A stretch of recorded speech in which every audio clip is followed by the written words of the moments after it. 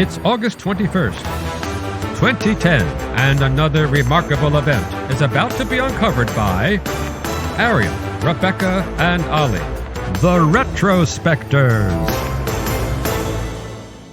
Braes Lane, Coventry, 7:54 p.m. Today in history in 2010. Lola the tabby cat sits innocently on a suburban wall. A frumpy middle-aged bank worker approaches. With a sympathetic stroke, she befriends the feline, looks around as if hatching some plan, then suddenly grabs the cat by the skin of its back and dumps it into a wheelie bin. This was the CCTV footage that led to an international manhunt to find the woman henceforth known as Cat Bin Lady. Yeah, she was Mary Bale, a 45-year-old bank employee from Coventry. She was not married. She sang in the church choir. On this fateful evening, she was walking home from visiting her ill father in the critical care ward of the university hospital. She definitely wasn't the most likely candidate to reveal herself as history's greatest monster. Just in case you're on tenterhooks about the fate of Lola, in case the story passed you by if you happened to be out of Britain during the mania, she was later located safely. She had actually been chilling on the front wall of her own home when Bale put her in the bin. She was missed by her owners, Darryl and Stephanie Mann, when she failed to come home that evening as usual. The following morning, they searched for her without success initially. They were just about to drive off to get some lunch and take a break from the search when they heard a meowing sound. They discovered Lola in the bin, hungry, covered in her own mess, but otherwise healthy. Yeah, so what made the story really take off was what happened next, which was that the couple reviewed their CCTV footage. They'd put in CCTV cameras to try to stop people from vandalising their car, and they found their culprit. And they then took this footage and put it on YouTube and a Facebook page, basically saying, could we please have help identifying the person who has done this to our beloved cat? And the internet community, in the form of 4chan, which is, known for being a home of vigilante-style activities, quickly identified Mary Bale as being the person who'd done it, and also doxed her, gave out all of her personal information, her name, address, where she worked, and even her phone number. And this backlash just took off. Well, it just became one of those bits of footage you had to watch. It's like a candid camera sketch, isn't it? It's the perfect length for the internet in 2010. Like, you've come to it to watch a cat be put in the bin. The unlikely suspect comes along. The cat is put in the bin. But along the way, she's looked both ways. She's obviously thought, am I going to get away with it? She seems like the most unlikely suspect. And so there's that going on, the YouTube video, but also the front page of The Sun. I'll say that again. The front page of The Sun, which this story ended up on. So it was being assisted very much by old media, this manhunt as well. I can't emphasise enough that this was primarily a viral video story. Without the footage, there's no way anyone would have been as interested. People have done much crueler things to cats and pets in general than this. Yeah. And in a way, she was unlucky because far fewer people had CCTV cameras in their doorways in the sort of pre-Ring doorbell era. It's just that the man's happened to. And you mentioned, Bale looking side to side as if she's thinking about whether she can get away with it. A really interesting thing is that, we'll kind of get to this, after her initial response, which didn't go down well, Bale went pretty silent. But then the next year, she corresponded with the novelist MJ Hyland via email, which later formed the basis for an article by Hyland in the Financial Times called The Trial of Mary Bale. Which is a great read. I've linked to it in the show notes. It's a great read. And she describes the moment that Bale realised that this story had gone viral. She was totally oblivious to all of this until the Monday afternoon. She opened the door to a strange man who sort of gave some random question to excuse him being there. And then suddenly she found herself having a photo snapped by a photographer who was lurking behind. It turned out that they were from The Sun. And she told Hyland that she didn't even remember doing it. The reporter said, why did you put the cat in the bin? This is the first she'd heard of it, She'd walked off. She'd gone about her life. And I don't know whether she's telling the truth because it seems like a really odd, extreme thing to do. But she says she had absolutely no memory of doing it. And she didn't say it in a way that was like, I had a sudden momentary lapse of judgment and didn't realise. It was almost like she was implying that it was just kind of a strange, quirky thing to do and that she didn't bother remembering it. But even when she came to terms with what she'd done and accepted that she was the person responsible for this particular act, although she always couched her descriptions of how it unfolded in these sort of third-person removed terms, but when she did actually talk to the media about what was going on, she said, I really don't know what everyone's getting so excited about. It's just a cat. I was walking home from work and saw this cat wander out in front of me. I was playing with it, stroking it and listening to it purr. hers that stood on the garden wall. It was very friendly. And then she said, I don't know what came over me, but suddenly I thought it would be funny to put it in the wheelie bin, which was right beside me. And so even at the point at which she was acknowledging some sort of responsibility, she still was putting herself up as such an easy internet villain.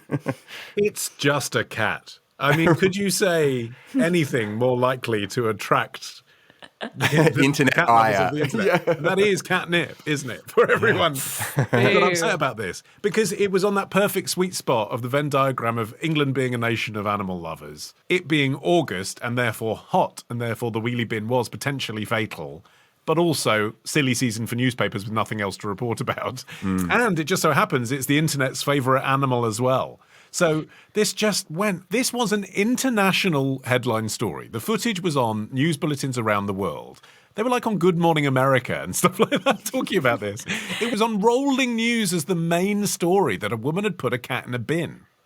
Yeah, I mean, what really stands out looking back at the coverage from the time is how recklessly it fueled the villainization of Bale. It was a Gawker headline that read, how 4chan brought the evil British cat bin woman to justice. And I think we are all a bit more mindful now of the consequences of whipping up internet lynch mobs. I mean, obviously they do still happen, but there is always a backlash saying, okay, let's take it down a note. But there wasn't so much of that then. And I think also people now are more aware of the dangers of becoming, the internet main character, whereas Bale's initial response was just so breathtakingly naive, as you touched on. She said, I did it as a joke. I never thought it would be trapped. I expected it to wriggle out. I don't know what all the fuss is about. It's just a cat, which actually I could totally see how that would be her perspective, but I just think people... No. It's a psychopathic thing to do. Can I just intervene at this point? Whilst we've been sympathetic, and I am sympathetic because the other thing we haven't mentioned is I think obviously her mental health was impacted by her father being in hospital in a chronic condition. Okay, I am sympathetic with that.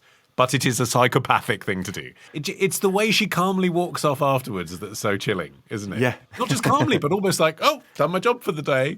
She walks away and then never again references that she did the thing. I'm going to put it out there. I do think there are a non-insignificant number of middle-aged British people who wouldn't think that was an objectionable statement to make. It's just a cat. It was just a joke. Blah, blah, blah, blah, blah. That's all I'm saying. And I think, though, that now most people, even those people who secretly are thinking, oh, it was just a cat, they now know better than to say that because they know Mary Bale suffered these consequences so that other middle-aged cat haters don't have to. But that middle-aged thing is part of the story as well. The fact that she really didn't fit the profile of the sort of person who might do a cruel thing to a beloved pet in public. She was professional, she was middle-aged, she was a middle-class woman, and she had all of those qualities that didn't align with the sort of person we expect to do this, the lout, the drunkard, the lowlife, and so on, which would have made it maybe less of a story. I think the fact that even the night after the story started blowing up, she went to see a Royal Shakespeare Company production, oblivious to what was going on around her a little bit. I don't think it's a coincidence that this is the exact same era as Susan Boyle, by the way. We keep talking about her as middle-aged. I mean, 45 technically is middle-aged, but actually she looks old for 45, doesn't she?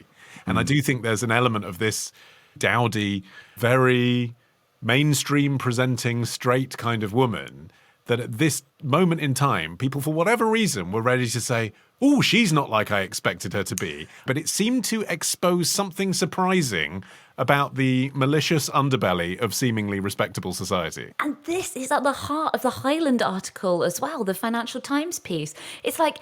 It's super interesting as an overview of the madness, particularly from Bale's own perspective as that unfolded around her. But it is also full of weirdly classist dog whistles. Now, Highland makes a point of mentioning the fact that Daryl Mann, the owner of the cat, that she mentions him being on a TV interview with a packet of cigarettes on his armchair. And this is how she describes him. Keep in mind that all that this man has done was have his cat put in a wheelie bin and then tell people about it, right? She writes, he has fair cropped hair and a tattoo with thick black lines and swirling dots which snake down to his hand. In one of dozens of TV interviews, he sits on a plastic chair in his concrete yard. A rusty barbecue has been moved to make room for the cameras. There's definitely an undertone of, look at them cashing in on this in their common front garden with its concrete yard. I mean, they are the victims, and that there's still a weird way to try and position Mary Bale as she's not the kind of person that this should happen to. Yeah, well, people who did think it was sufficiently bad were those who brought actual charges against her. She ended up in Coventry Magistrates Court. Again, throngs of journalists outside waiting for her and her having to shield her face from the cameras. She was given, in the end, a £250 fine, and she also had to pay £1,000 in costs. And within the court, they were saying, why did you do it? And she continued to say, basically, I don't know why I did it and I have no explanation. And that continued to be her story out of the court as well. People wanted to know some sort of inner justification that went deeper than I was in a terribly depressed state and I just was living outside of my own self. Did you guys see the parody account? Do you mean on Twitter? Yeah, there was a great one called @CatBinLady by the writer and illustrator Rich Neville. He actually managed to parlay this into a book later. He really capitalised on the moment. But it was very funny at the time. It was purporting to belong to Bale as she wreaked inexplicable havoc on the world around her. So a typical tweet reads, "Just realised I've still got the black ball from the social club pool table in my coat pocket. Don't even know why I wanted it." That's quite fun. Tomorrow. It was essentially a death sentence for the vast majority of people that ever went there. Ditch the ads and get a Sunday episode when you join Club Retrospectors.